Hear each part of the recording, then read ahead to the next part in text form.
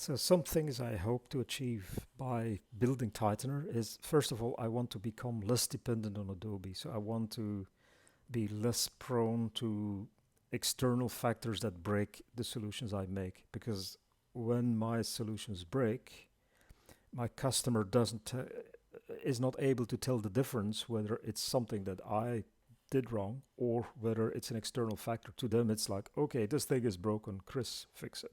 And if I can reduce the dependency on Adobe, I become more master of my own destiny. So that's something I want to achieve with Tightener. The next thing I want to be able to do is to build my own DOMs. So, and not depending on or hope for Adobe to ever provide missing functionality, because it quite often it just takes way too long. I cannot wait 2 versions of InDesign for certain functionality. So I need to have a way to do that. Then something that I think was very obvious in the initial versions of ExtendScript is that the old ExtendScript, when it first was released, it was actually a tool that was usable by non-software developers. And I think that's very important. So people with no coding or scripting experience could still write little scripts or automate or at least download scripts and tweak them a bit and make them work for them. So the threshold towards automating your creative application was low. It was easy.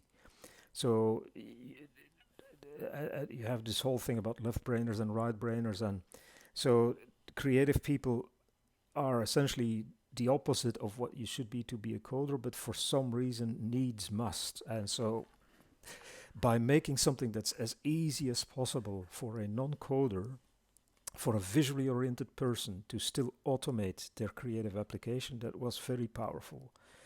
And that, I think, is totally lost nowadays. It's UXP is all about really advanced programming techniques. You need to learn a lot of tools and coding and patterns and frameworks and so on, and it makes it really complicated. So I think that threshold has become much higher, and only very few people will actually bite through and be able to start to do their own little solutions with UXP. So I think we need a tool that allows us to make automating easy.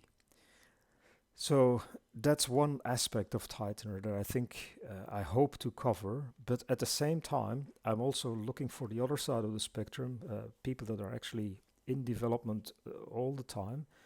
So, but make it easier to automate things like, and I'm thinking a lot about InDesign Server versus InDesign. Right now, InDesign Server is very user interfaceless, developer interfaceless. So it's you need to jump through some hoops to at least debug scripts on InDesign Server. So it's not very easy. And I would like Tightener to be like a unifying infrastructure, so that it would be very easy for me to sit at my developer workstation and I run some scripts against InDesign and they seem to work fine. And then all I do is change a single line, and then the same script runs against an InDesign server somewhere on a server. And there's no fiddling and tweaking connection strings and running. These things should be really easy. Because those two tools, InDesign and InDesign Server, feature-wise, as a creative app, they're very similar. But automation-wise, they're totally different. And that is not really correct. So that's another thing I hope to fix with Tightener.